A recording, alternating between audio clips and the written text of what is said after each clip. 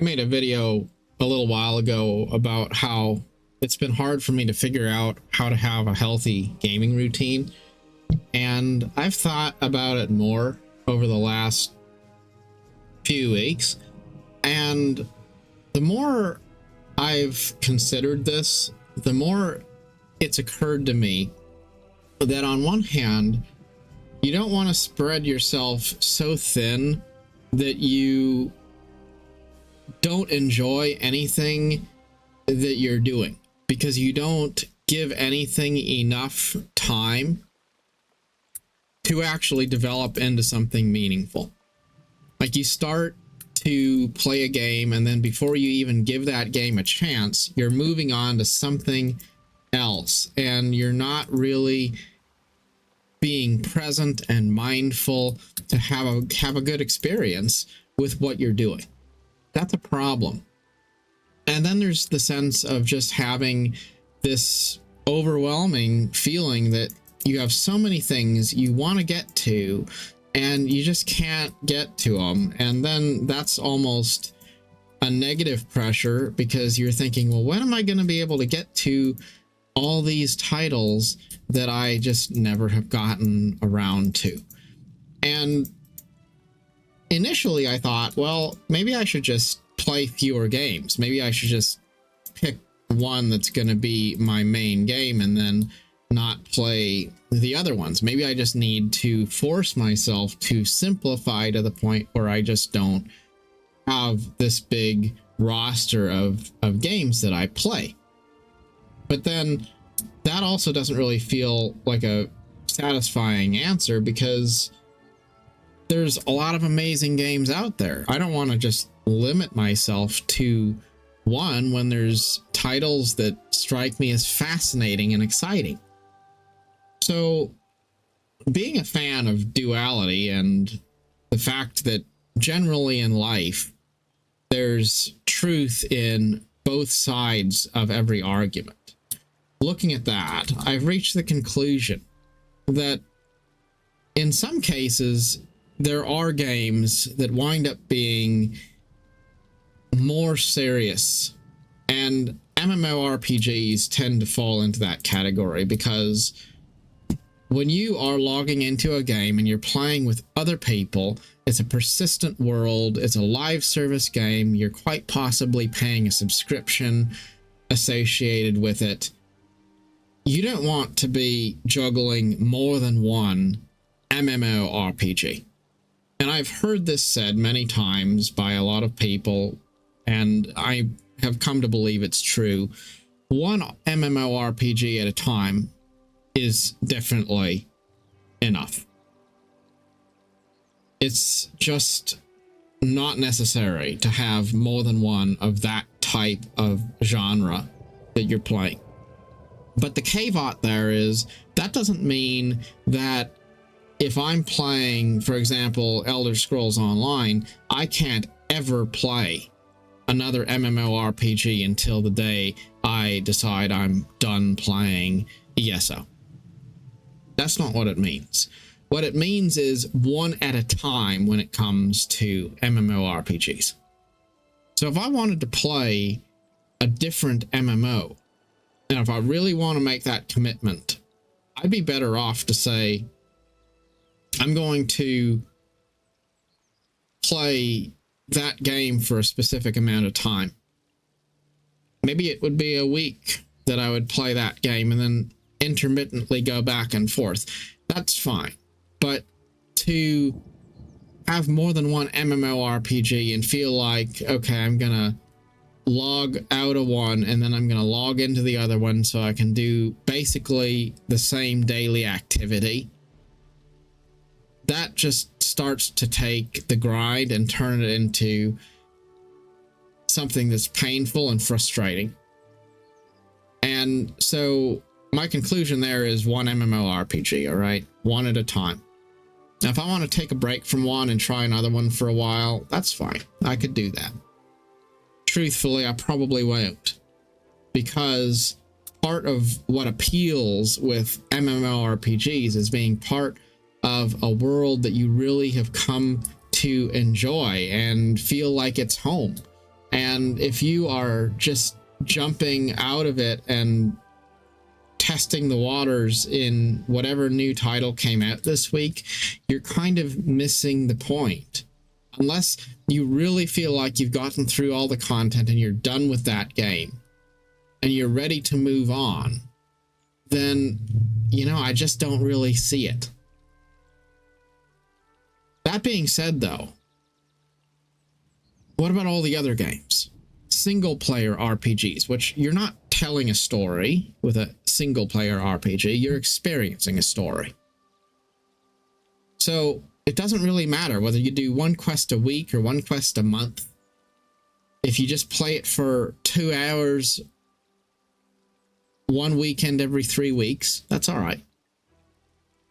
A city builder or some other game like that where you're working on something, you have a save file, you just enjoy your experience and you do it for a period of time, and then you save the game and it can just sit there. It doesn't have to be worked on anymore. It doesn't have to be ground on anymore. It doesn't have to be brought up every single day. Well, those games, you really can have a bunch of them, and that's okay.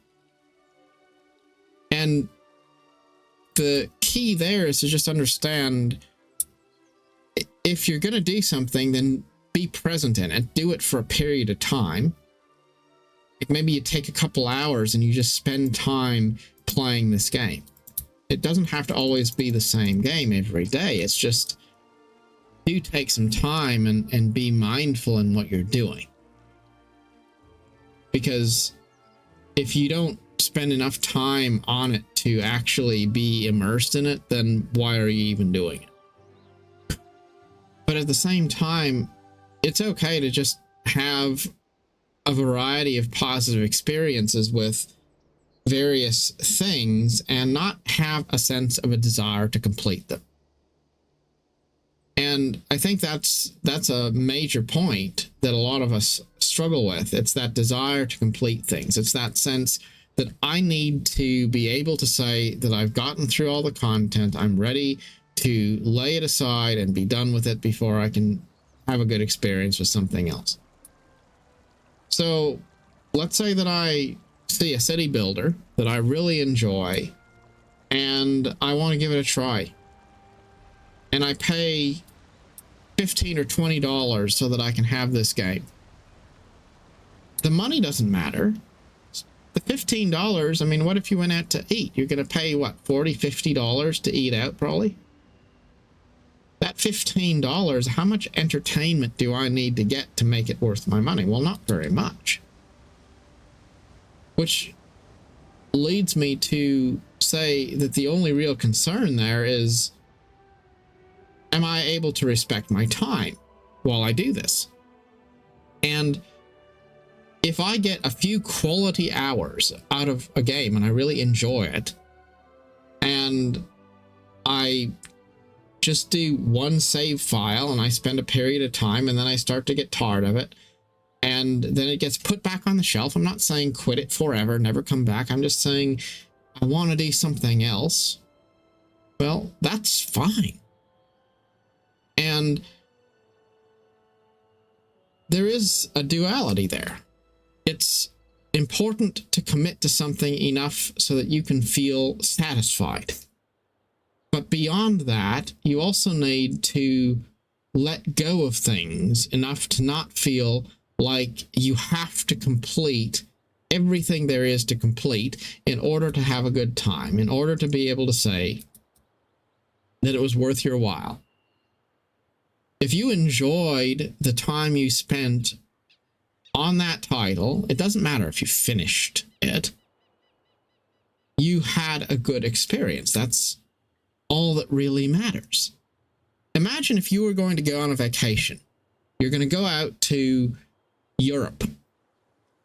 And then you tell yourself, well, I've committed to Europe, so I've got to make sure that I see everything in Europe before I can go to see any other parts of the world. Then at some point, that becomes a chain around your neck, because when are you ever going to be able to say that you've seen everything in Europe? There's something that you didn't see. And that's going to bug you. And then you're going to be thinking to yourself, well, I only have so many years to live. I'm not going to be able to ever see these other places because I'm never going to be able to finish this one place. How silly would that be? It's okay to just go for a couple of weeks and see something there and get a taste of what it was all about and enjoy that experience for what it is. And then take a break from that and go have a completely different experience. But to use the vacation example, because it's a good example, one more time in a different way, there's also something to be said for spending enough time in a place to actually have a taste of what it's about. There's people who go on a quick vacation, they jump on an airplane, they look at the back of the seat in front of them for 6 hours, they get out at the airport, they go to the Starbucks, they go to their hotel, they spend 2 days at a convention center or something right there by the hotel. They don't really even see the city. Maybe they hit a tourist spot real quick. Then they get back on the airplane, they go back home, and the truth is they traveled thousands of miles, but they didn't actually see anything other than a chair they were sitting in, a Starbucks that looked the same as the one back home, and the 4 walls of a hotel room. And then they wonder why they didn't have a good vacation experience, because it really wasn't a unique experience at all. They didn't give themselves any opportunity to be immersed in the content that they were going out of their way to be part of. So on one hand, you don't need to see all of Europe before you go see a different part of the world. But you also probably are going to benefit from being mindful and being present enough in what you are doing to have a good experience with it, so that you're not just rushing in, rushing out, and then not actually enjoying the journey, which is the entire point of it all. So, to wrap it up, what is my goal? Because this is all about gaming routines after all. Well, as I said, when it comes to MMORPGs, my thoughts are 1 is enough. And if I'm going to really take a break from one to try another, I reserve the right to do that. But that's not really my main plan, because I like the idea of being part of a persistent universe that I grow to love and view as a familiar thing, and not necessarily shake that up. But for all those other games that are in other genres,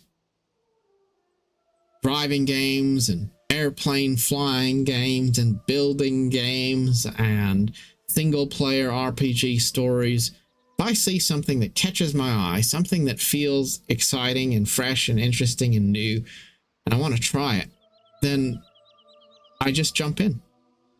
Give it some time. Try it out.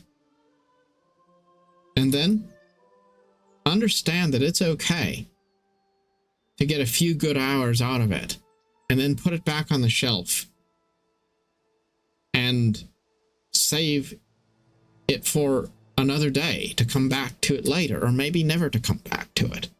And just to be excited that I had the opportunity to have some fun with it for however long that fun was meant to last. And maybe it's a bit like relationships in life. Maybe the MMO is kind of like that permanent, long-term romantic relationship you have. And maybe this sounds a little bit bad, but I think it's true. MMORPGs are kind of like a romantic relationship in the sense that they're that permanent staying power that's just always going to be there for you, for better or worse. And then all the other games, they're kind of like your friends, and you would not want to pick your favorite friend and then just have that one person as your only friend for life. You want to have a diversity of other people that you respect and enjoy for all different reasons, and they get a little bit of your time here and there, but you don't build your life around them. And you also don't want any relationship to take precedent over your own life.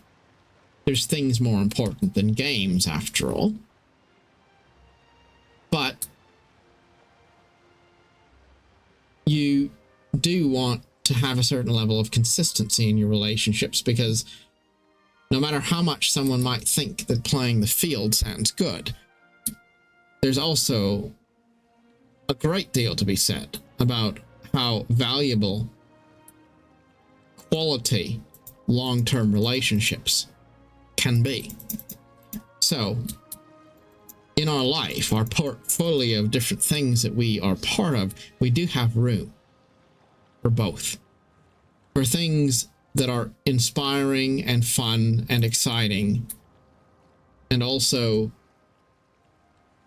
a bit more temporary or occasional. And then a few things that are more long-term and quality and less revolving. And we do well to accommodate both of those ideas. The desire for